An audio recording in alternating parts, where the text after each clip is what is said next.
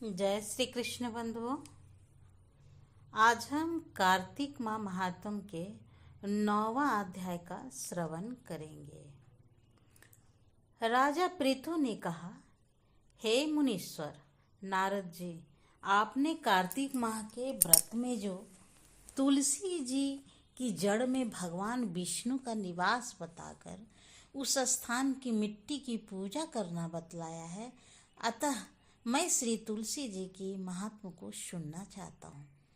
तुलसी जी कहाँ और किस प्रकार उत्पन्न हुई, ये बताने की कृपा करें। नारद जी बोले, राजन, अब आप तुलसी जी की महत्ता तथा उनके जन्म का प्राचीन इतिहास ध्यानपूर्वक सुने।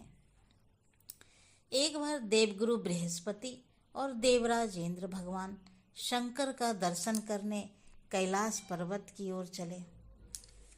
तब भगवान शंकर ने अपने भक्तों की परीक्षा लेने के लिए जटाधारी दिगंबर का रूप धारण कर उन दोनों के मार्ग में अवरोध उत्पन्न किया।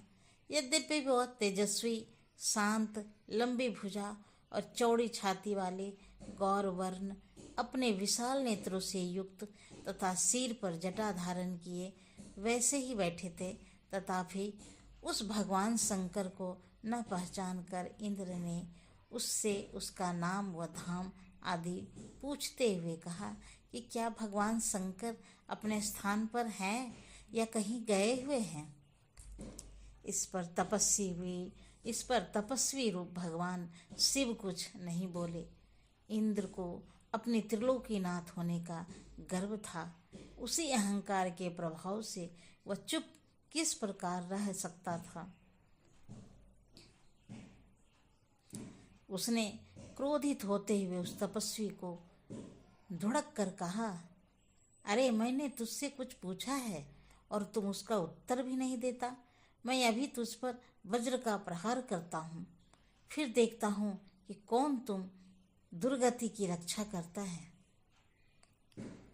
इस प्रकार कहकर जैसे ही इंद्र ने उस पर जटाधारी दिगंबर को मारने के लिए हाथ में वज्र लिया, वैसे ही भगवान शिव ने वज्र सहित इंद्र का हाथ स्थगित कर दिया और विकराल नेत्र कर उसे देखा।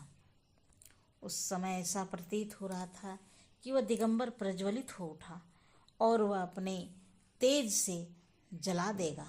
भुजाएं स्थगित होने के कारण इंद्र दुखित होने के साथ साथ अत्यंत कुपित भी हो गया। परंतु उस जटाधारी दिगंबर को प्रज्वलित देखकर बृहस्पति जी ने उन्हें भगवान शंकर का जानकर प्रणाम किया और दंडवत होकर उनकी स्तुति करने लगा। बृहस्पति भगवान शंकर से कहने लगे, हे दीनानाथ, हे महादेव, आप अपने क्रोध को शांत कर लीजिए और इंद्र के इस अपराध को क्षमा कीजिए। बृहस्पति की यह वचन सुनकर भगवान शंकर ने गंभीर वाणी में कहा, मैं अपने नेत्रों से निकाले हुए क्रोध को किस प्रकार रोकूं।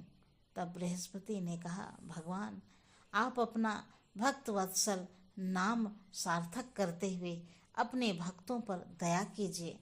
आप अपने इस तेज को अन्यत्र स्थापित कीजिए और इंद्र का उद्धार कीजिए। तब भगवान शंकर गुरु बृहस्पति से बोले, मैं तुम्हारी स्तुति से अत्यंत प्रसन्न हूँ। तुमने इंद्र को जीवन दान दिलवाया है। मुझे विश्वास है कि मेरे नेत्रों